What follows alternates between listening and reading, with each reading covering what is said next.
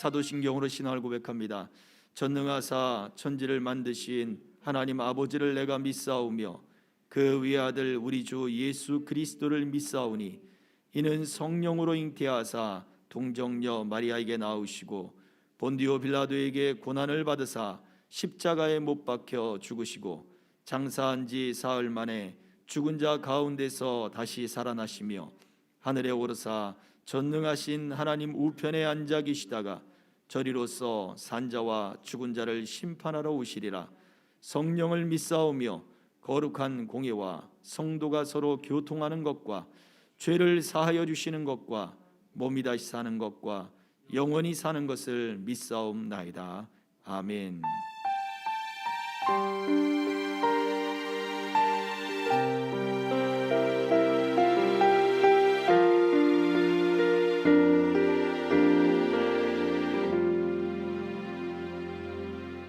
하나님의 말씀은 열왕기상 17장 9절에서 16절입니다. 열왕기상 17장 9절에서 16절 이제 봉독하겠습니다. 너는 일어나 시돈에 속한 사르밧으로 가서 거기 머물라. 내가 그곳 과부에게 명령하여 네게 음식을 주게 하였느니라. 그가 일어나 사르밧으로 가서 성문에 이를 때에 한 과부가 그곳에서 나뭇가지를 줍는지라. 이에 불러 이르되 청하건대 그릇에 물을 조금 가져다가 내게 마시게 하라. 그가 가지러 갈 때에 엘리야가 그를 불러 이르되 청하건대 내 손에 떡 한 조각을 내게로 가져오라. 그가 이르되 당신의 하나님 여호와께서 살아계심을 두고 맹세하노니 나는 떡이 없고 다만 통에 가루 한 움큼과 병에 기름 조금뿐이라. 내가 나뭇가지 둘을 주워다가 나와 내 아들을 위하여 음식을 만들어 먹고 그 후에는 죽으리라. 엘리야가 그에게 이르되 두려워하지 말고 가서 네 말대로 하려니와 먼저 그것으로 나를 위하여 작은 떡 한 개를 만들어 내게로 가져오고 그 후에 너와 네 아들을 위하여 만들라. 이스라엘의 하나님 여호와의 말씀이 나 여호와가 비를 지면에 내리는 날까지 그 통에 가루가 떨어지지 아니하고 그 병에 기름이 없어지지 아니하리라 하셨느니라. 그가 가서 엘리야의 말대로 하였더니 그와 엘리야와 그의 식구가 여러 날 먹었으나 여호와께서 엘리야를 통하여 하신 말씀같이 통에 가루가 떨어지지 아니하고 병에 기름이 없어지지 아니하니라. 아멘. 오늘 말씀 제목은 믿음은 생명을 내어놓는 것입니다 라는 말씀의 제목을 통해서 우리가 함께 은혜 받기를 소망합니다. 자, 우리 옆 사람과 같이 2022년도 표어를 가지고 인사를 나누도록 하겠습니다. 믿음을 경험하는 삶을 삽시다. 네, 아멘. 풍성하게 경험해서 이 믿음의 경험들이 쌓이고 쌓여 믿음의 큰 능력으로 나타나기를 주의 이름으로 축복합니다. 아멘. 이스라엘 땅에 가뭄이 선포되었습니다. 그래서 하나님의 명령이 없으면 그 땅에 비를 내리지 않을 것이다 라고 하는 이 명령을 엘리야 선지자를 통해서 선포하셨죠. 그리고는 하나님은 엘리야를 이렇게 말씀하셨어요. 그리 시냇가로 가서 거기서 숨어 지내라. 이 그리 시냇가는 사마리아 성에서 아무래도 선포를 했겠죠. 왕이 있는 그 도성에서. 그리고 엘리야가 사는 곳은 사마리아 성과는 반대쪽인 요단 동편 쪽에 있어요. 요단강을 건너 계곡을 올라가면 그 엄청난 계곡을 올라가면 지금 현재 요르단 지역 바로 그곳에 있는 그 땅에 살고 있습니다. 그곳이 구약 시대는 길르앗 땅이죠. 그 땅에서도 더 동쪽으로 옮기는 거예요. 그러면 요단강 지류가 하나를 만나게 되는데 그게 바로 기릿 시냇가입니다. 그리 시냇가. 바로 그곳에서 이제 까마귀가 날라다 주는 떡과 고기를 먹었다는 이야기가 바로 거기에 등장하죠. 근데 그 떡과 고기를 이 까마귀가 아침과 저녁으로 날라다 주는 거예요. 아침과 저녁으로. 그러니 얼마나 분주하게 이 까마귀가 움직였을까 생각해 볼 수가 있겠죠. 그렇게 떡과 고기를 날라다 주는 그 음식을 먹고 지내고 있었는데 물이 다 말라버린 거예요.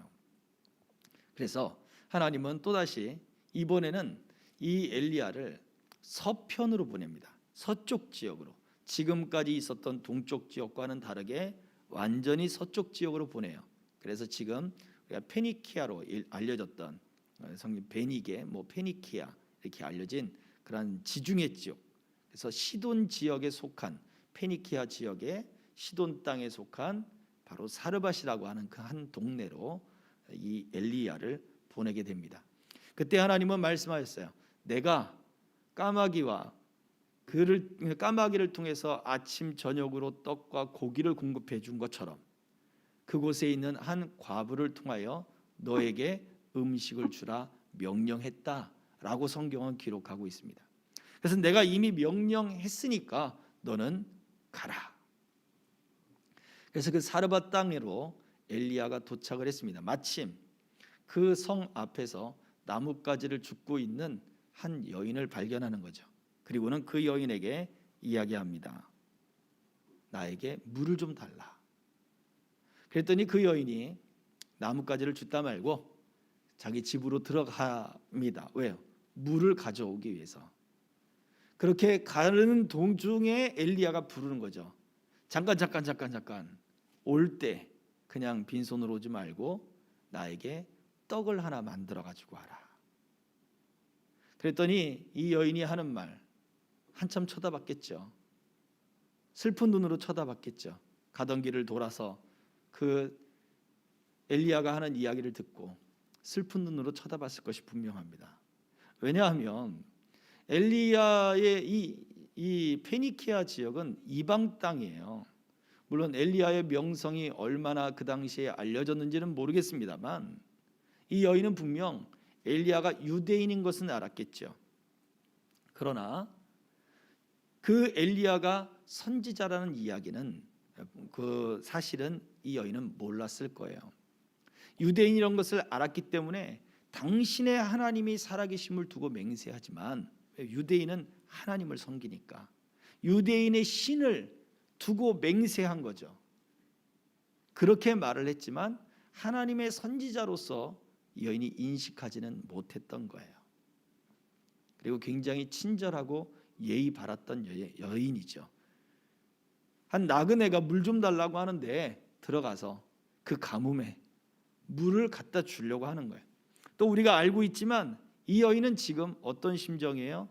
이제 마지막 음식을 해먹고 곧 죽을 것이다 라고 하는 큰 슬픔과 두려움에 그 마음이 잠식되어 있는 여인이에요. 그런데 한 나그네가 물을 좀 갖다 달라.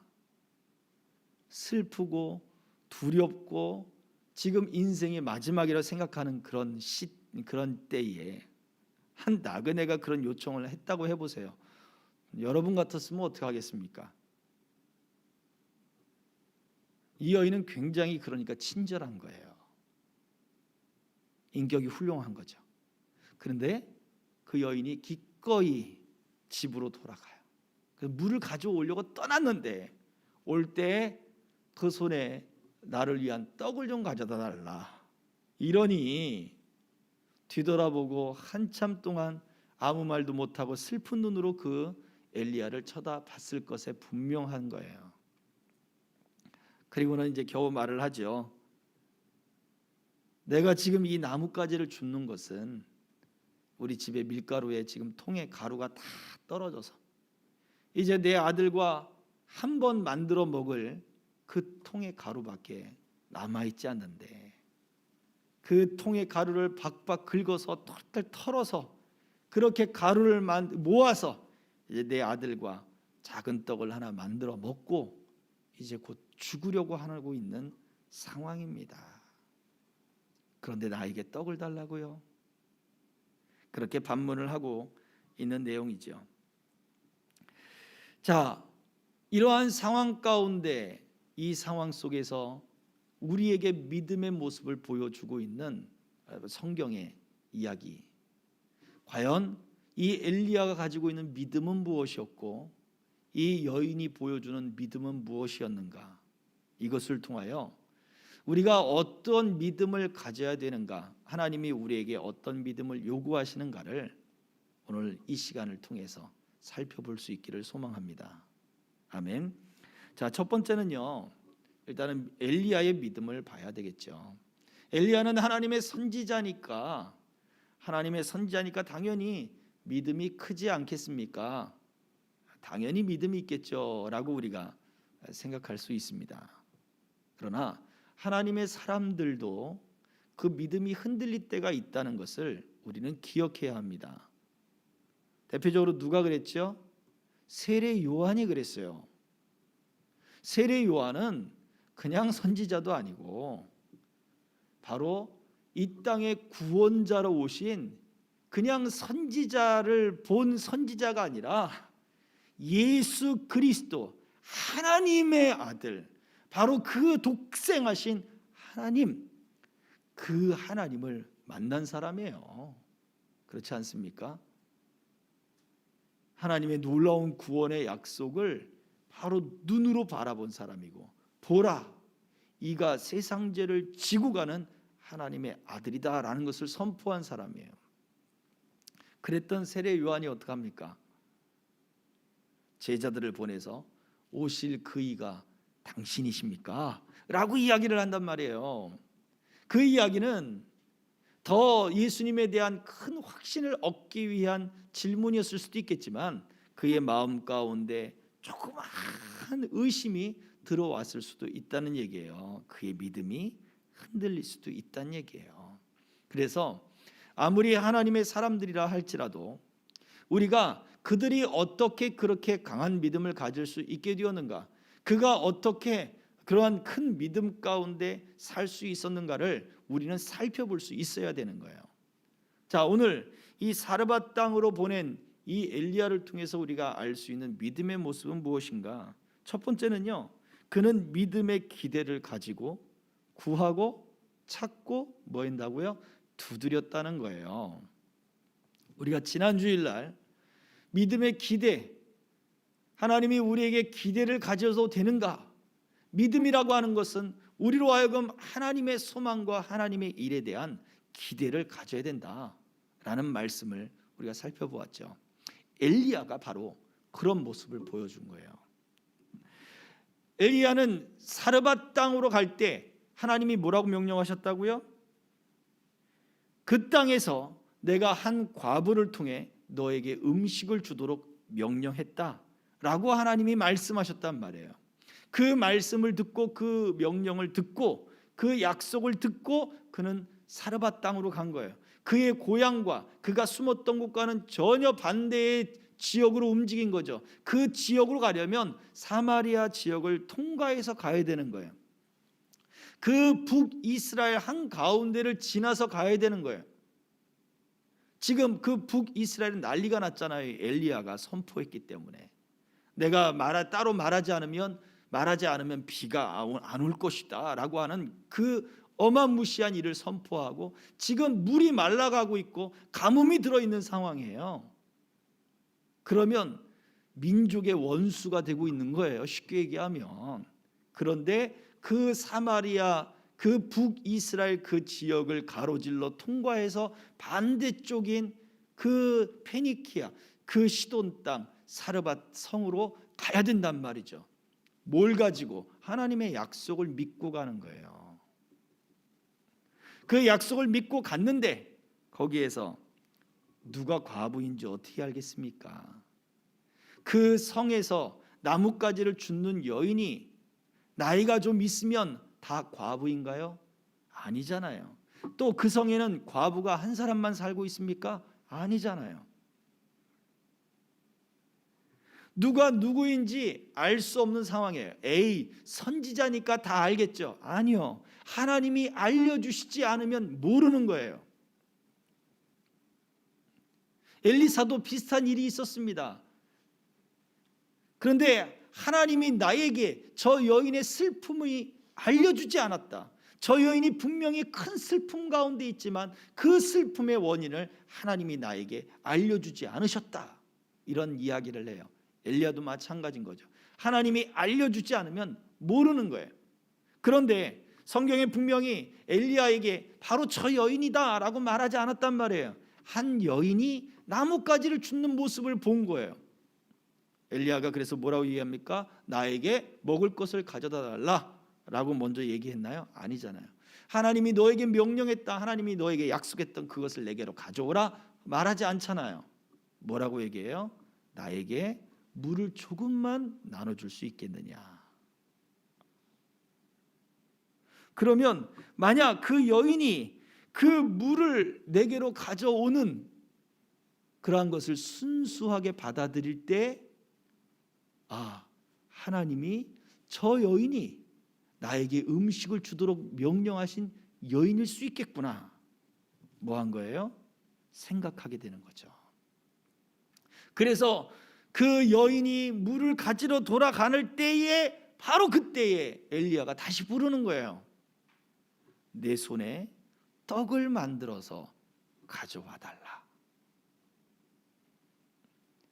그랬더니 여인이 이제 자기의 집안의 이야기를 꺼내 놓습니다.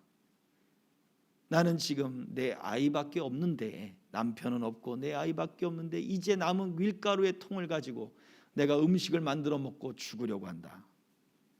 아하, 하나님이 한 과부를 통하여 내게 음식을 주신다고 하셨으니, 여인이 지금 자기 아들밖에 없다, 자기 아들의 이야기를 꺼냈으니까 남편의 이야기는 꺼내지 않잖아요.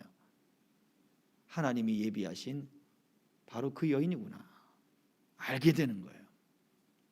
처음부터 엘리야가 눈이 열려서, 아니면 엘리야는 위대한 선지자니까, 큰 하나님의 사람이니까 딱 아는 게 아니란 말이에요. 하나님의 약속을 믿고 뭐 한 거예요? 찾고 두드린 거예요. 그 단계 가면서 하나님의 약속이 어떻게 성취되는가를 발견해 나가는 거죠. 이러한 상황이 성경에는 또 다른 모습에서 등장합니다. 누가요? 사울의 아들 요나단이 이러한 모습을 또 보여줬죠. 사무엘상에 보면 14장 8절부터 10절에 바로 그러한 모습을 이야기를 해주고 있습니다. 우리 같이 한번 성경을 보도록 하겠습니다.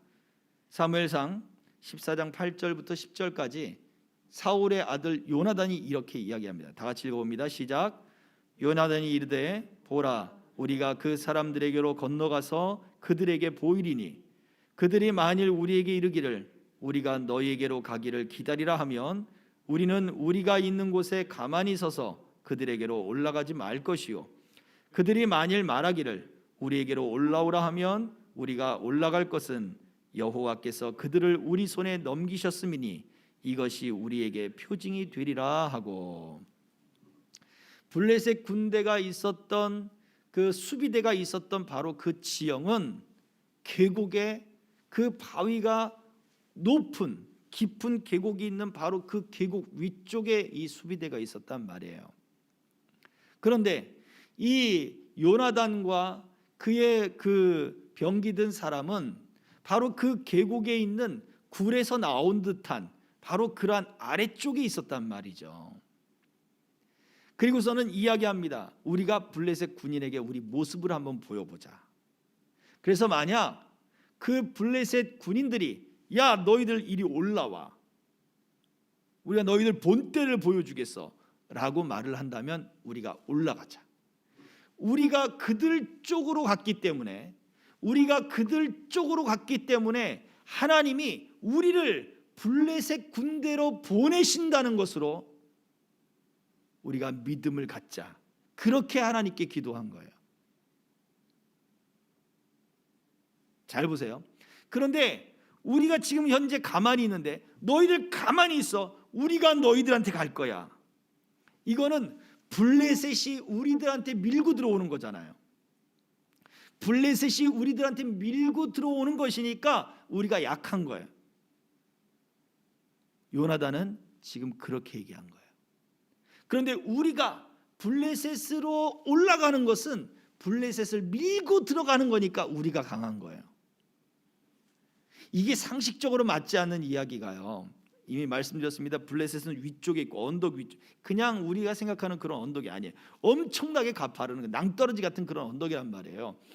그런 언덕 위에 있고 요나단과 그의 병기를 든 그 소녀는 아래쪽에 있단 말이죠. 야, 올라와. 그래서 실제적으로 요나단과 그의 병기 든 소년이 올라가는데 어떻게 올라갑니까? 네 발로 올라가는 거예요. 땅을 붙잡고 네 발로 올라갈 수밖에 없는 거예요.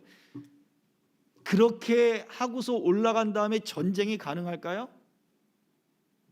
그렇게 힘들게 올라가서 불가능합니다. 하고 숨차하지 않겠어요? 그런데 저들이 우리 편으로 들어오라는 이야기는 우리의 세력이 강해서, 하나님이 우리의 세력을 강하게 해서 블레셋을 물리치는 바로 그 징조다. 요나단은 그렇게 반응한 거예요. 그런데 저들이 내려오겠다라면 우리는 도망가자. 아직 우리의 때가 아닌 거야. 저들의 세력이 강해서 우리를 물리칠 거야. 그러니까 우리는 올라가면 안 돼. 어떻게 됐습니까? 요나단의 이 믿음이 블레셋과의 전쟁에서 큰 승리를 가져오게 만들어 버립니다. 결정적인 승리를 가져오게 만들어요. 믿음의 일이라고 하는 것은 하나님의 약속을 받아들이고 그 약속에 대해서 구하고 찾고 발견하는 바로 그러한 과정들이 분명히 있습니다. 엘리야가 보여주는 모습은 바로 그거예요. 엘리야는 무엇입니까? 까마귀가 그리 시냇가에서 이미 까마귀가 그에게 공급하는 하나님을 경험했죠. 그게 엘리야의 등장의 첫 번이에요. 까마귀를 통하여 아침과 저녁으로 떡과 고기를 공급하시는 하나님을 경험했어요. 그렇다면 이제는 그 까마귀 대신에 누구를? 한 과부를 통하여 너에게 음식을 공급할 것이다. 하나님의 일이 성취될 것을 그가 믿었기 때문에 까마귀가 한번 고기와 떡을 가져다 주고 제가 안 날라오면 어떡하나 생각할 수도 있잖아요. 그런데 가뭄 때에 그 시냇가의 물이 다 마르도록 하나님이 그렇게 해주셨다는 것 경험을 했죠. 그 경험이 이제 그 여인이 고백합니다. 밀가루통에 밀가루가 다 떨어졌습니다. 내 아이와 먹을 조그만 그 조금밖에 통에 가루가 없습니다. 그런데도 엘리야에게는 어떤 믿음이 생기는 거예요? 저 여인이 하나님이 명령하신 여인이라면 그 통의 가루가 떨어지지 않을 것이다. 그래서 엘리야가 뭐라고 얘기합니까? 그 여인에게 염려하지 마라. 두려워하지 말고 떡을 만들어라. 아직 가뭄이 남아있지만 하나님이 그 통의 가루가 떨어지지 않게 할 것이다 라고 선포하게 되는 거예요. 자, 우리의 믿음도 마찬가지예요. 우리가 믿음을 경험하는 삶이 능력이 되고 힘이 되는 것은 우리가 어떤 하나님을 내가 만나고 경험하고 그리고 하나님이 내게 믿음의 역사들을 경험하게 하셨는가들을 우리는 기억해야 되는 거예요.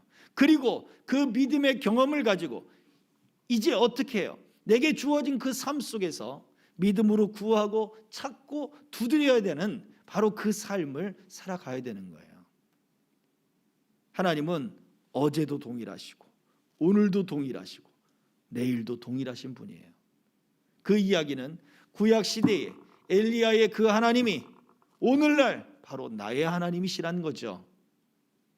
그리고 앞으로 우리의 문제 가운데 우리가 문제에 직면했을 때도 그 하나님은 동일한 하나님이라는 거예요.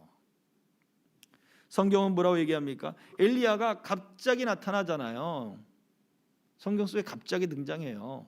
그래서 학자들 중에 어떤 사람들은 이 엘리야가 멜기세덱처럼 족보도 없고 왕의 계보도 없고 제사장의 계보도 없는데 갑자기 나타나 아브라함을 축복했더니 아브라함이 그 멜기세덱에게 11조를 바치고 그 이야기가 히브리서에서는 족보도 없고 그렇게 나타난 왕처럼 제사장처럼 우리 예수님이 그렇게 나타나셨다.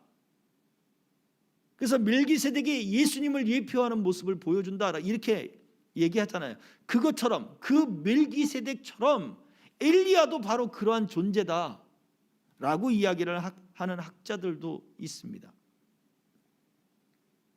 그런데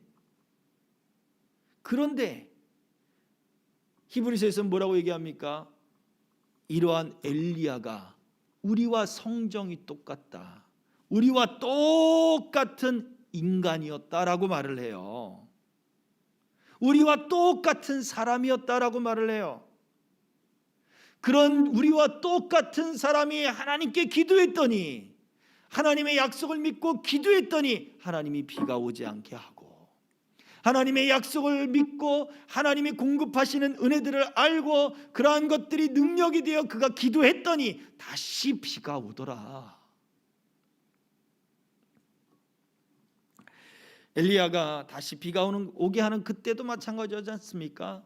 그의 종을 통해 계속해서 보냅니다. 저 지중해에서 무슨 변화가 있냐? 가봐라.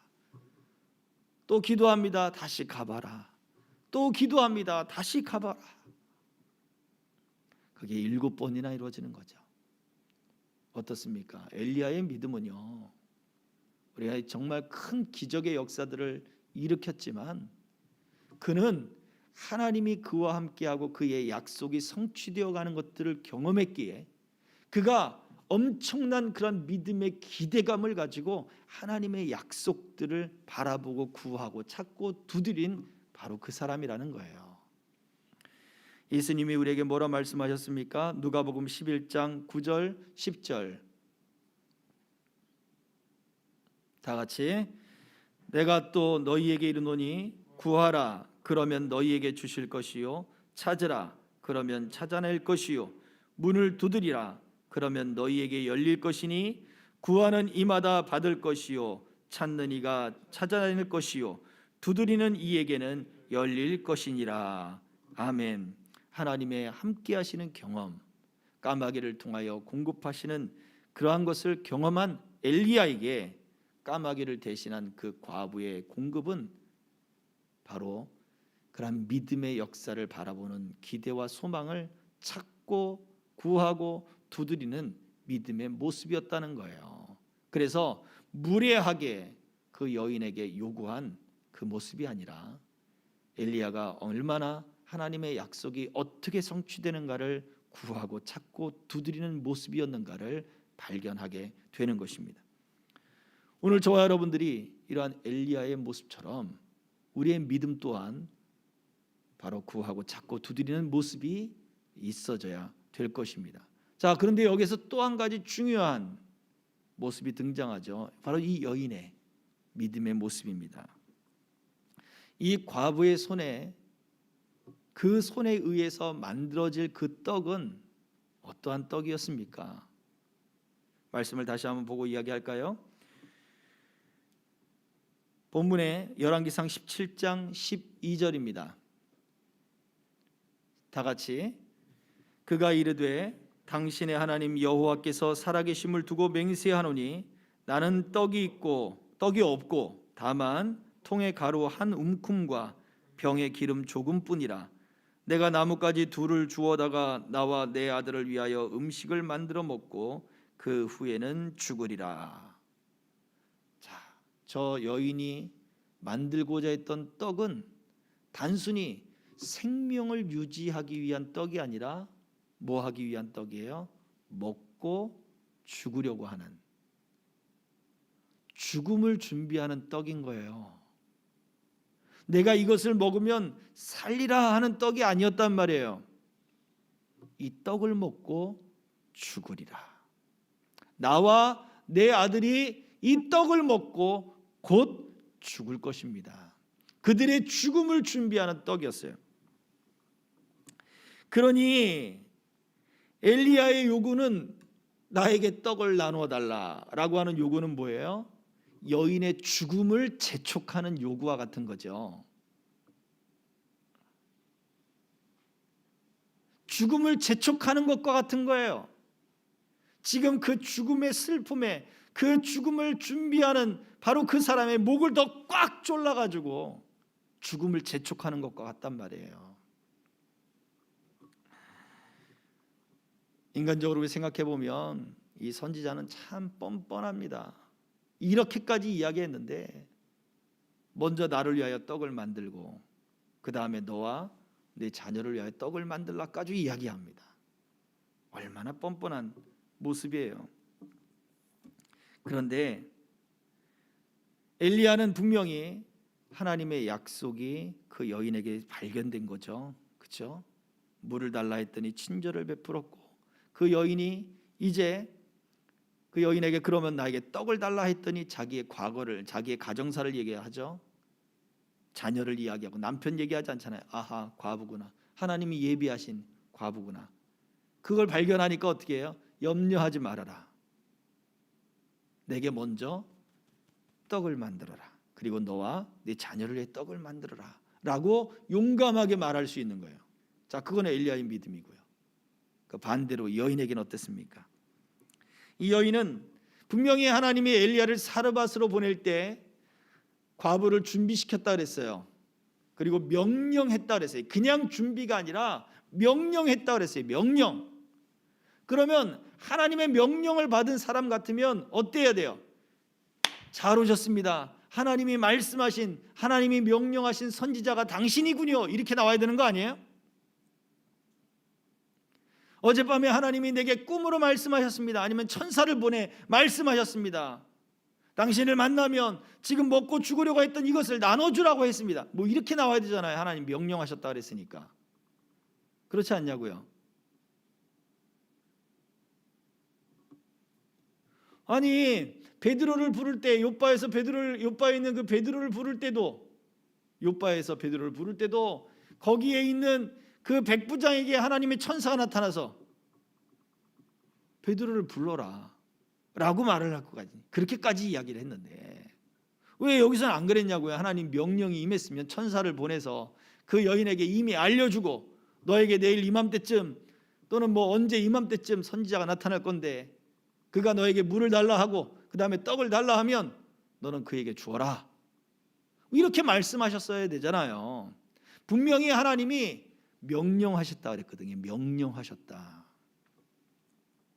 그런데 이 여인은 하나님의 명령은커녕 그 하나님의 그 명령대로 뭔가를 받을 만한 것이 아무것도 없었던 것 같은 거예요.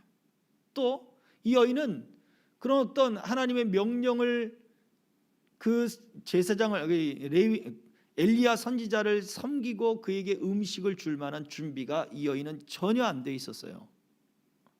그냥 이것을 만들어서 내 아들과 먹고 죽으려 합니다. 여전히 죽음의 그늘과 그 죽음을 준비하는 그 슬픔이 이 여인을 꽉 사로잡고 있었기 때문이죠.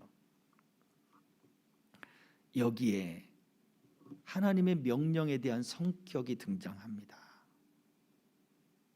이 여인을 통해서 보여주는 하나님의 명령은 뭐예요? 하나님이 준비하시고 명령하신 것은 이 여인의 감정이나 이 여인의 환경이나 이 여인이 가지고 있는 이성적인 것을 하나님이 건드리지 않으셨어요.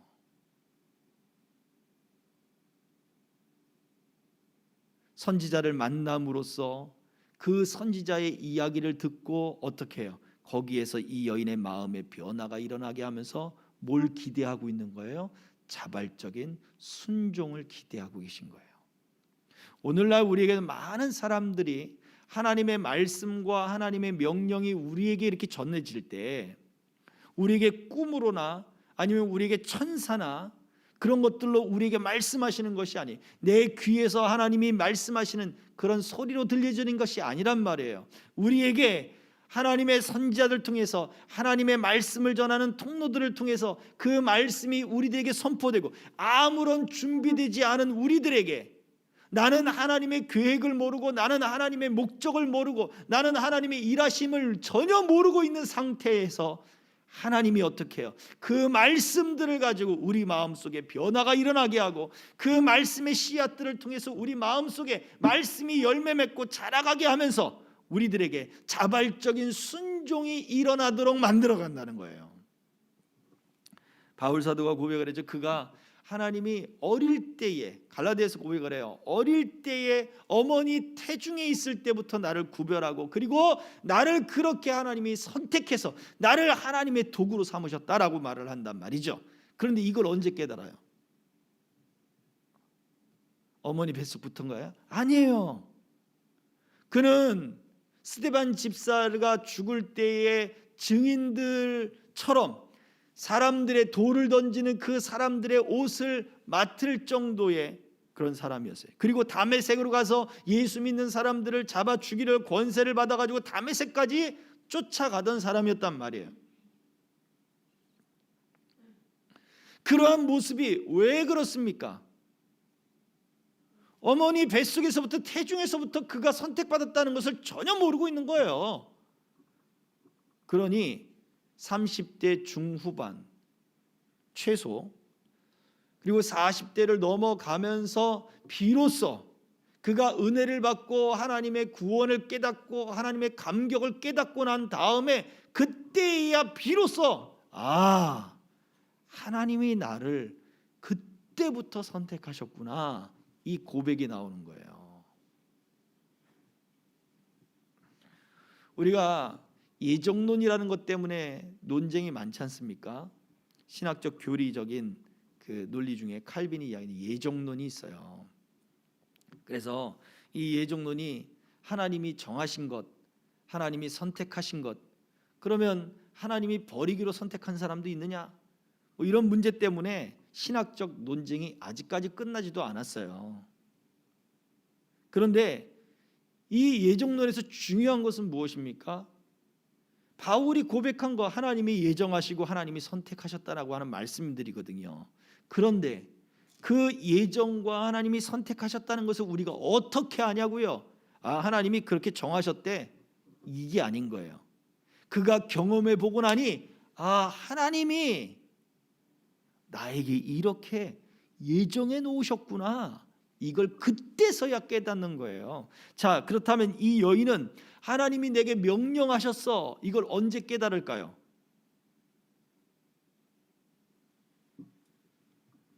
그가 선지자와의 그런 삶들을 지내면서, 그리고 이 여인이, 이 아들이 갑자기 아파요.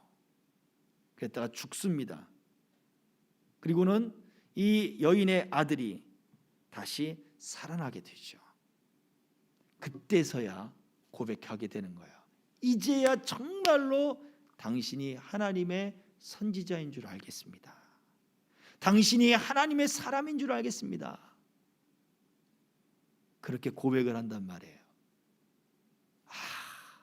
하나님이 당신을 나에게 보내셨군요. 나에게 당신을 섬기라고 나를 보내셨군요. 나에게 보내셨군요. 그렇게 고백하게 된다는 거예요. 하나님이 예정해 놓으셨군요. 그때서야 고백이 나오는 거예요. 그 전까진 그러면 뭐 합니까? 하나님이 명령하셨으면 그 명령을 내가 알 때까지 난 가만히 있을 거야, 이게 아니란 말이에요. 하나님이 명령하신, 나는 못 들었는데, 그게 아니란 말이에요. 어떻게?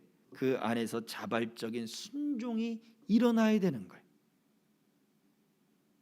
염려하지 마라, 두려워하지 말라. 가뭄이 많이 남아있지만 하나님이 명령하셨다, 하나님이 말씀하셨다. 본문 17장 13절을 보겠습니다. 다 같이 시작. 엘리야가 그에게 이르되 두려워하지 말고 가서 네 말대로 하려니와 먼저 그것으로 나를 위하여 작은 떡 한 개를 만들어 내게로 가져오고 그 후에 너와 네 아들을 위하여 만들라. 그래, 너 말대로 해. 그러나 먼저 나를 위하여 작은 떡을 하나 만들어 가지고 와. 그리고 그 후에 너와 네 아들을 위하여 만들어라 라고 이야기를 합니다. 우리가 인간적으로 생각하면 나는 하나님의 명령을 받지 못했으니 나는 이 말을 순종하지 않겠습니다. 내 사고와 맞지 않으니, 내 가치체계와 맞지 않으니 나는 하나님의 말씀을 받지 않겠습니다 라고 말할 수 있단 말이에요. 나는 지금 내 마음이 얼마나 슬픈데, 내가 지금 얼마나 두려운데, 내가 지금 얼마나 외로운데 그런 말씀으로 나에게 선포하십니까? 나는 받지 않겠습니다 라고 말을 할 수 있단 말이죠. 그런데 이 여인은 가서 그와 같이 했습니다. 가서 그와 같이 했습니다. 그의 슬픔을 뒤로하고 그의 두려움을 뒤로하고 하나님의 말씀, 이 엘리야 선지자를 통해 주신 그 이야기에 따라서 순종한 거예요. 아직 이 사람이 엘리야, 하나님의 선지자, 하나님의 사람이라고 하는 것을 모를 수도 있습니다. 이방인이었고 나그네였던 사람이기 때문에. 그런데 이 여인은, 그래, 나는 어차피 이 떡을 먹고 죽으려고 했는데, 내 아들도 어차피 이 떡을 먹고 죽으려 했는데, 어차피 배부르게 먹지도 못할 거, 저 나그네의 이야기를 한번 드러나 주자 라고 생각할 수도 있단 말이에요. 저 유대인의 이야기를 한번 드러나 주자. 나는 이 떡을 먹고 죽겠지만, 내 아들은 이 떡을 먹고 죽겠지만, 저 유대인, 저 나그네는 이 떡을 먹고 살 수 있으니, 그렇다면 혹시 저 유대인의 하나님이 내게 복을 주시지 않을까, 나를 살리시지 않을까 라고 하는 마음으로 순종했단 말이에요. 순종의 시작은 큰 믿음에서 오는 게 아니에요. 작은 순종이 믿음을 일으키는 거예요. 작은 누룩이 모든 것을 부풀어서 크게 만든다. 바리새인 때문에 예수님이 누룩을 조심하라고 말씀하셨던 그러한 경험도 있지만, 마태복음 13장에서 뭐라고 얘기해? 천국은 바로 그 빵가루 속에, 밀가루 속에 집어넣은 누룩과 같다 그랬잖아요. 작은 순종이 그 밀가루의 그 반죽을 완전히 부풀게 만드는, 바로 그것이 하나님의 나라다, 그것이 천국이다, 이것이 믿음의 역사다라고 말을 했단 말이죠.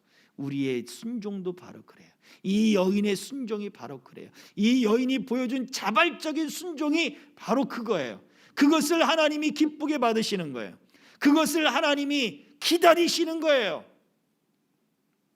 이 여인에게 명령했다, 천사를 보내서 귀에 들려서 감동을 줘서, 아니란 말이에요. 자발적인 순종을 하나님이 지금 기다리고 계시는 거예요. 우리에게도 마찬가지입니다. 우리에게도 하나님은 그러한 순종을 기다리십니다. 우린 지난 시간에, 지난 주일 저녁에 복종이 하나님을 가까이 하는 것에서부터 시작한다 그랬어요. 그런데 그 순종과 복종을 지금 해야 되는 우리 상태는 어때요? 죽을 것 같은 거예요. 이 여인처럼 죽을 것 같은 거예요. 안 될 것 같은 거예요. 불안한 거예요. 두려운 거예요. 슬픈 거예요.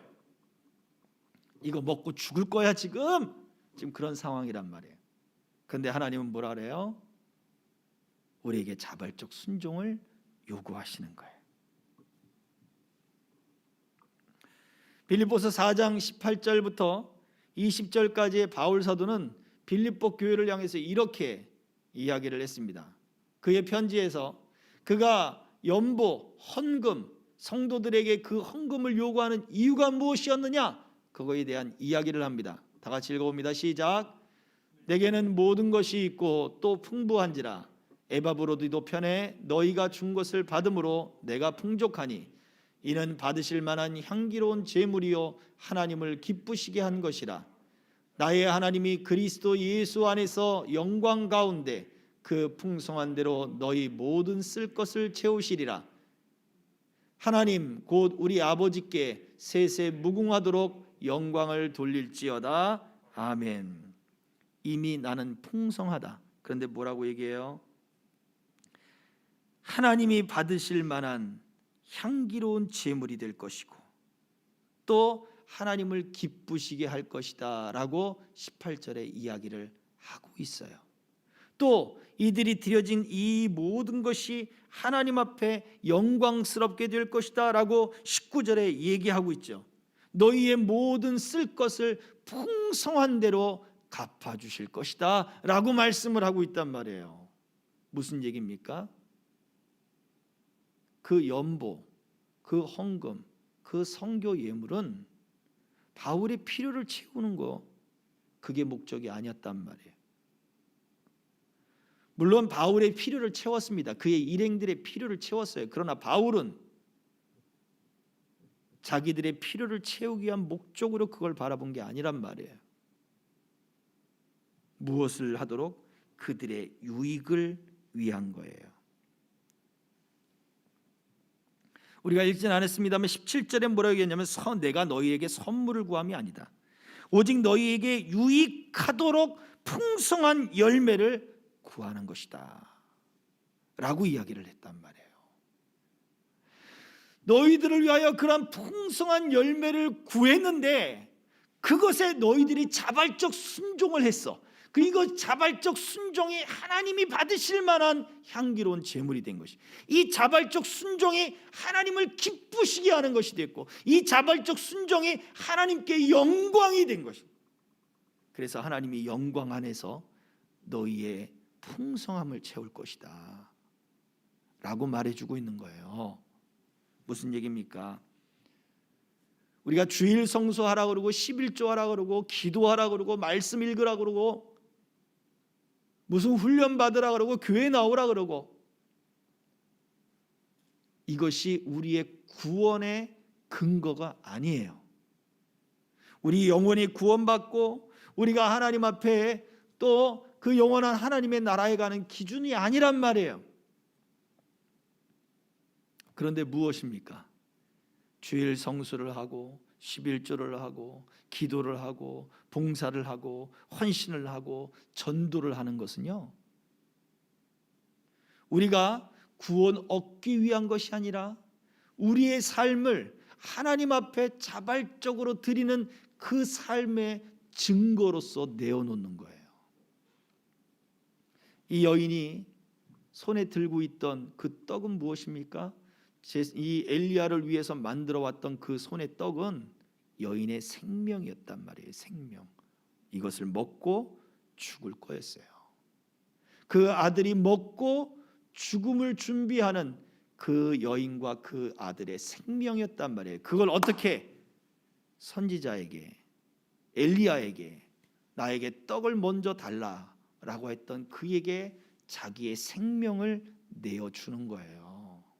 순종은 바로 그겁니다. 우리의 믿음은 그래서 하나님께 우리의 생명을 내어놓는 믿음이 되어야 되는 거예요. 이 여인이 보여준 믿음은 바로 그래요. 우리가 주일 성수를 하기 위해서, 우리가 11조를 하기 위해서, 헌신을 하기 위해서, 봉사를 하기 위해서, 기도를 하기 위해서 우리의 시간을 쓰고 우리의 에너지를 쓰고 우리의 물질을 쓰고, 그게 다 우리의 생명과도 같은 거잖아요. 내가 이것을 다 쓰고 우리는 죽을 거예요. 이걸 다 쓰고도 난 죽고 싶은 거예요, 주님. 그런데 뭐라고 말해요? 그래, 너희들 말처럼 해. 그렇지만 내게 먼저 그것을 가져와 라고 말을 하고 있는 거예요. 구원을 얻기 위해서가 아니라 내게 먼저 너희의 생명을 가져와. 너희의 숨통을 조여오고 있는 그것을 내게 먼저 가져와. 그래서 우리가 하나님께 먼저 드리는 거예요.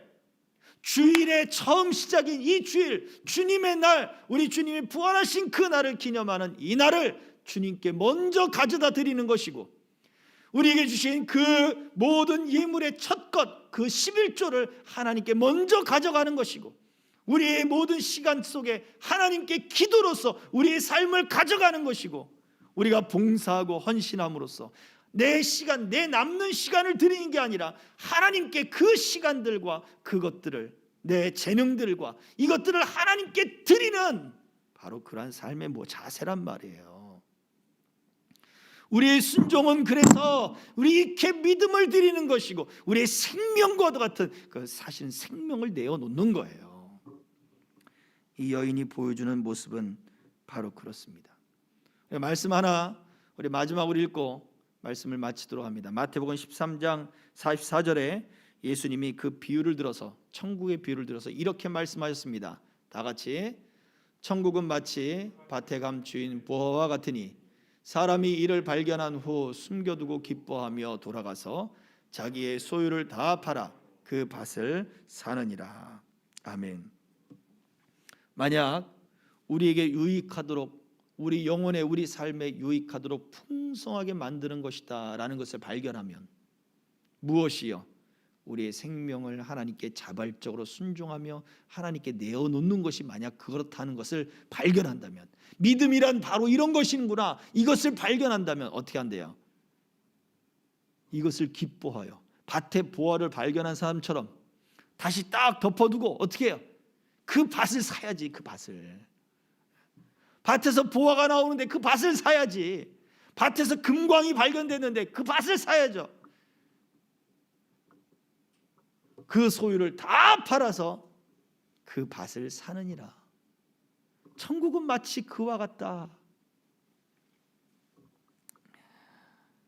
우리가 하나님께 내어놓는 생명, 하나님께 내어놓는 우리의 자발적 헌신, 하나님께 내어놓는 우리의 주일 예배, 성수, 또 11조, 헌신, 봉사, 찬양, 우리의 섬김, 이런 모든 것들,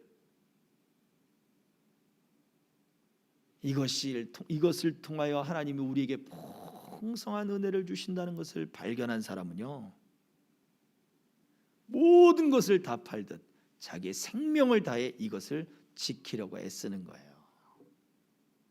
그래서 주일 성수합시다, 11조 합시다, 기도합시다, 헌신합시다, 봉사합시다, 섬깁시다 라고 이야기를 하는 거예요. 왜 자꾸 나한테 그런 거 하라고 해? 자발적으로 순종되지 않는 사람들은 이렇게 나타날 거예요.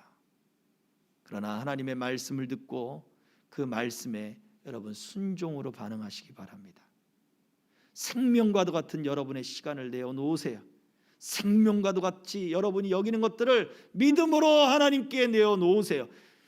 엘리야가 말하잖아요. 맞아, 그래, 너희처럼, 그래, 네 말대로 해. 그러나 먼저 나에게 가져와 라고 말을 하는 것처럼 하나님이 말씀하시는 거예요. 그래, 맞아, 이것이 너희의 생명이고 이것이 너희에게 귀중한 것이야.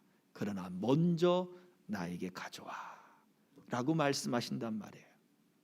우리는 그 말에 순종하시길 축복합니다.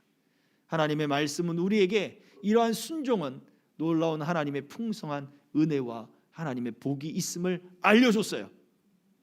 이 말씀을 믿고 받아들이세요. 그리고 순종합시다. 그러면 나중에 어떻게 하게 돼요? 아, 하나님이 내게 말씀하신 것이었구나. 하나님이 내게 명령하셨던 것이구나.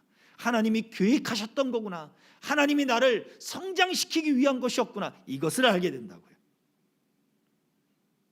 여기에 대해서 우리가 오후에 이 말씀을 계속해서 살펴보도록 하겠습니다. 자, 말씀을 정리합니다. 첫 번째, 우리 엘리야를 통해서 보여주는 것은 무엇입니까? 믿음의 기대를 가지시고 어떻게 해요? 우리에게 보여주신 그 믿음의 경험을 가지고 찾고 구하고 두드리는 그 믿음이 큰 역사를 일으킵니다. 두 번째, 이 여인을 통해서 무엇을 보여주었습니까? 우리의 믿음의 삶이, 우리의 믿음이, 우리의 삶이 하나님께 향기롭게 되도록, 하나님이 기쁘게 받으시도록, 하나님의 뜻이 드러나도록 우리 뭐 해야 돼요? 자발적인 순종을 해야 되는 거예요. 이게 내 생명같이 여기진대. 이게 내 생명을 내어놓는 것이라 할지라도 그렇게 하나님 앞에 내어놓을 수 있어야 돼요. 먼저 하나님께 드릴 수 있어야 되는 거예요. 믿음은 그래서 무엇입니까? 하나님께 생명을 내어놓는 것입니다. 이 말씀이 저와 여러분들의 믿음을 더욱더 강하게 하고 이끌기를 주의 이름으로 축복합니다. 아멘. 기도하겠습니다. 이 시간의 말씀을 생각하며 우리 함께 기도하겠습니다. 하나님, 내가 하나님의 약속들과 그 믿음의 말씀들을 가지고 하나님, 내가 더욱더 믿음의 삶을 살아가겠습니다. 생명같이 여기던 것들, 하나님, 내 생명이 숨통을 조이듯 그렇게 무겁고 아프게 느껴지는 것, 그런 것이라 할지라도 먼저 하나님께 내어놓게 하소서. 내 가장 귀한 것이랄지라도 주님 앞에 내어놓는, 그래서 그렇게 우리 주님을 기쁘시게 하는 믿음의 삶, 그런 삶들을 살아가게 하옵소서. 이 시간 우리 같이 기도하겠습니다. 할렐루야. 살아계신 아버지 하나님, 은혜와 사랑 감사합니다. 하나님, 우리가 온전히 믿음의 삶을 살아가며 하나님이 기뻐하시는 삶을 살아가기를 원하는데, 하나님, 나의 믿음의 삶이 아버지 어떠한 모습인지 주님 순종하지 아니하고 주여 불평과 원망으로 가득한 하나님 그 모습인지, 아니면 아버지 하나님의 말씀이 주여 내게 들려질 때에 그 말씀에 먼저 하나님께 내 생명을 내어 먼저 하나님께 그 아버지 하나님 모든 가치를 드리고 먼저 하나님을 기쁘시게 하는 그러한 순종이 내 안에 일어납니다. 주님, 그렇게 자발적으로 순종하며 그렇게 주님을 기쁘시게 하는 삶이 나타납니까? 아니면 억지로 주여 그렇게 아버지 힘들게 고집스럽게 하나님 그러한 모습들을 취하고 있는가를 주님 살펴보게 하옵소서. 하나님을 양유롭게 하며 우리 하나님을 복되게 하며 하나님께 영광스럽게 하는 그 삶을 살게 하옵소서. 주여 믿음의 거장들처럼 하나님 우리도 이런 믿음의 역사들을 경험하며 아버지 더욱더 큰 일들을 찾고 구하고 두드릴 줄 아는 믿음의 역사를 일으키는 그 삶을 살도록 이끌어 주시옵소서.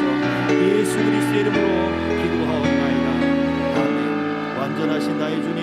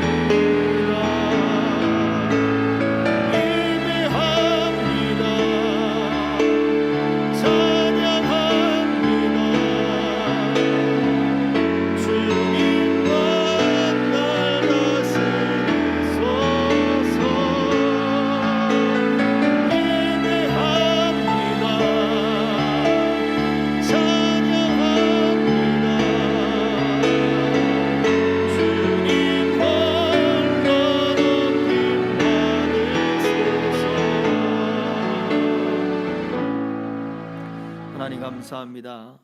주님 앞에 우리의 예물과 우리의 삶을 드립니다. 하나님, 하나님이 기뻐하실 수 있도록 하나님께 영광이 되도록 우리의 유익을 위하여 우리에게 요구하시는 하나님의 그 모든 요구들을 아버지 하나님께 마음을 알고 하나님을 기쁘시게 하는 순종이 우리 안에 일어나게 하옵소서.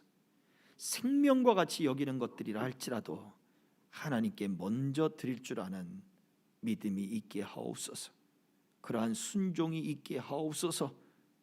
생명을 다하여 목숨을 다하여 뜻을 다하여 주 너의 하나님을 사랑하라 말씀하신 그 말씀처럼 주님, 우리의 삶이 그렇게 주님 앞에 먼저 드릴 줄 아는 삶이 되게 하옵소서.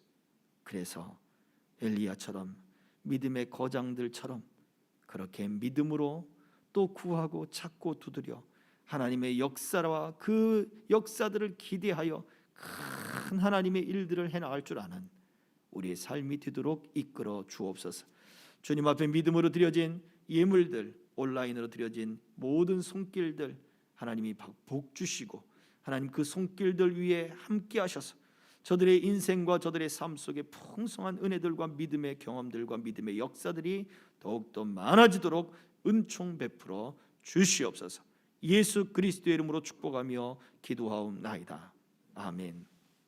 지금은 교회의 머리가 되시며 우리 삶의 주인 되시며 우리를 기뻐하시는 우리 주 예수 그리스도의 은혜와 아버지 하나님의 극진하시고 풍성하신 사랑하심과 성령님의 감동, 감화, 교통하심이 더욱더 큰 믿음의 삶을 살기를 소망하는 남녀종들 머리 위에 우리 주님을 기쁘시게 하는 믿음을 소유하길 원하는 그 믿음 위에 우리 교회와 또 모든 동행자들과 이 나라 이민족 위에 선교사님들 위에 각 가정 위에 이제로부터 영원토록 항상 함께 있을지어다.